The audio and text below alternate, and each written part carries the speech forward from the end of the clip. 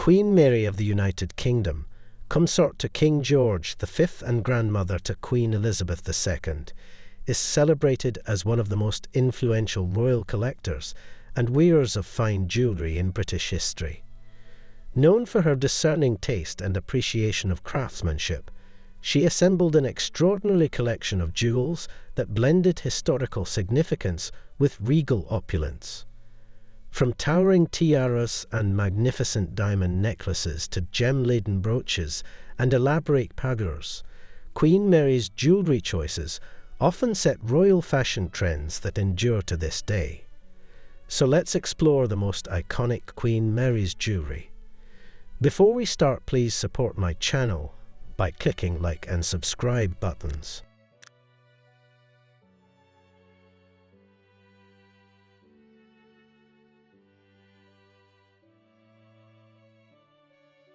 The Queen Mary Fringe Tiara. The Queen Mary Fringe Tiara is a quintessential example of regal British craftsmanship, created in 1919 by E. Wolfe & Co. for Garrard. It was fashioned using diamonds from a necklace given to Queen Mary by Queen Victoria as a wedding gift in 1893. Designed in the Kokoshnik style, the tiara features 47 diamond bars with tapering spikes, giving it a radiant and dynamic structure. Although Queen Mary commissioned the piece, she did not wear it frequently. Instead, the tiara became iconic when her granddaughter, the future Queen Elizabeth II, chose it for her wedding to Prince Philip in 1947.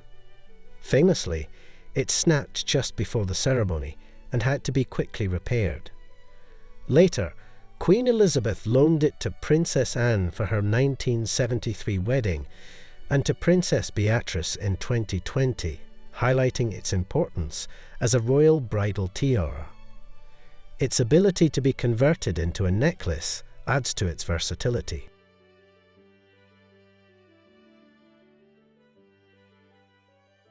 Queen Mary's Diamond Stomacher. This grand piece of jewellery was made in 1920 for Queen Mary and is among the most elaborate diamond stomachers in the British Royal Collection. Comprising 3 distinct sections that can also be worn as separate brooches, it features a profusion of diamonds in a lace-like design. The stomacher was created from stones gifted by the Maharaja of Kapurthala and a diamond crescent Queen Mary had received in 1893. Queen Mary was known for her love of imposing and dramatic jewellery, and this stomacher fits perfectly within her collection's aesthetic. It exemplifies the royal Edwardian style, luxurious, bold, and designed to draw attention during state occasions. She wore it frequently with gowns that accentuated its shimmering presence, adding a layer of opulence to her formal appearances. Though it hasn't been worn in public for many decades, it was displayed in royal exhibitions such as the Queen's Diamonds.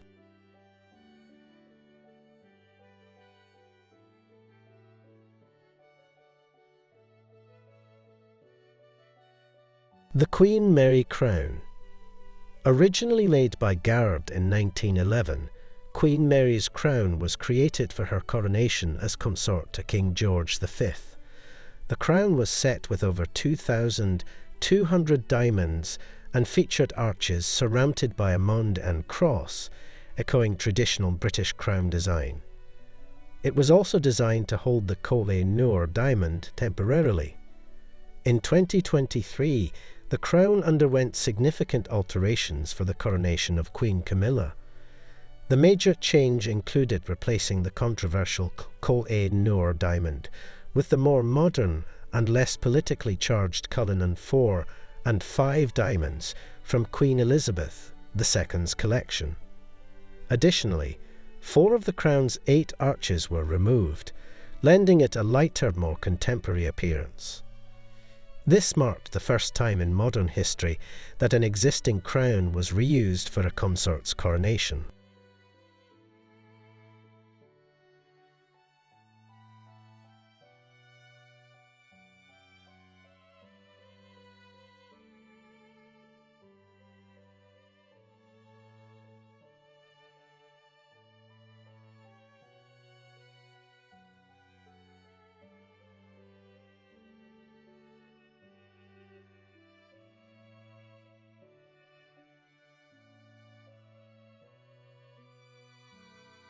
City of London choker.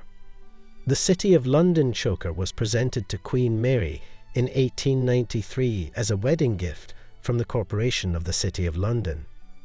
Unlike many of her other jewels, Queen Mary did not alter or dismantle this necklace, allowing it to retain its original structure. The piece features a rigid diamond set design, showcasing a formal and symmetrical style that reflects late Victorian tastes. While Queen Mary wore the necklace regularly, it gradually disappeared from public view after her death. It was not until Princess Anne wore the piece in 2001 that it returned to the spotlight, paired with notable tiaras like the Girls of Great Britain and Ireland tiara and the Vladimir tiara. This marked a rare reemergence of a lesser-known piece, sparking new interest among royal jewellery enthusiasts. The choker's revival demonstrated its compatibility with both traditional and more modern looks.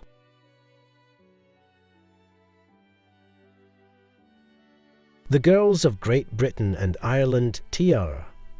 Commissioned in 1893 as a wedding gift for Princess Victoria Mary of Teck, later Queen Mary, this tiara was the result of a fundraising campaign led by Lady Eva Greville.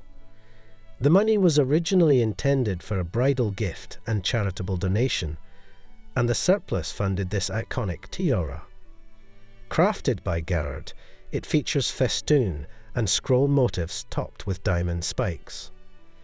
Initially, it included a diamond base and row of pearls, but in 1914 Queen Mary modified it, removing the pearls for another tiara and adding diamonds from the dismantled Surrey fringe.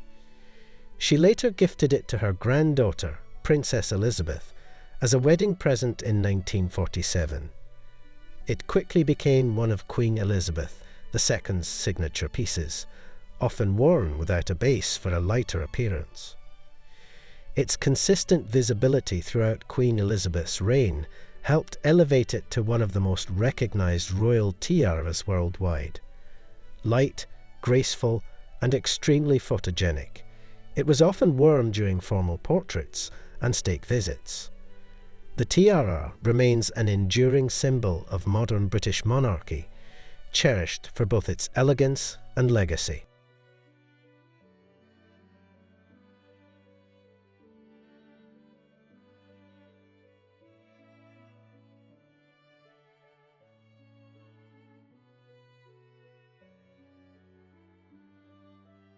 Love Trophy Collar. Commissioned by Queen Mary in 1901, the Love Trophy Collar is a bold and intricate diamond necklace created in the Louis XVI style. The piece includes 7 panels depicting quivers, bows and torches, classical symbols of love and commitment, interspersed with laurel wreaths. Its craftsmanship is detailed and opulent, befitting its function as a court necklace during the Edwardian era. Queen Mary wore this collar on several important occasions, including the 1902 coronation of King Edward VII and Queen Alexandra. Like many pieces in her collection, the collar reflects her taste for large, formal jewellery with strong historic motifs. It stands as an example of how jewellery was used to visually assert themes like love, unity, and sovereign power. Although not worn in public in recent decades, the collar is preserved in the royal collection and has appeared in museum exhibitions.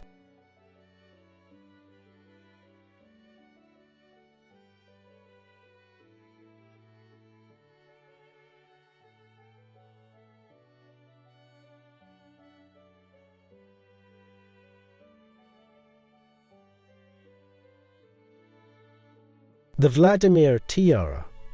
Originally created for Grand Duchess Maria Pavlovna of Russia in the 1870s by Bolin, the Vladimir tiara is one of the most storied and versatile tiaras in the royal collection. It features interlinked diamond loops and was originally hung with natural pearls. The tiara was smuggled out of Russia after the Revolution and sold by the Grand Duchess's daughter to Queen Mary in 1921. Queen Mary had the tiara restored and later adapted it to accommodate interchangeable pendants, either pearls or emerald drops. This duality allowed it to match a variety of gowns and other jewels. She often wore it with the Cambridge emeralds, heightening its dramatic effect. The piece was inherited by Queen Elizabeth II and was frequently worn with both pendants depending on the occasion. Today, the Vladimir tiara remains a key part of the royal tiara rotation. Its turbulent history and extraordinary adaptability make it one of the most beloved and fascinating jewels in royal history. It reflects both grandeur and resilience, much like the royal women who have worn it.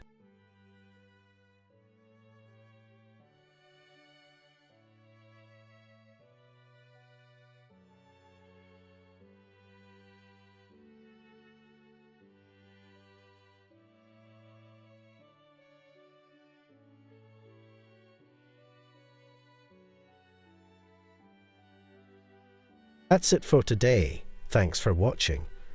Please do not forget to support my channel by clicking like and subscribe buttons.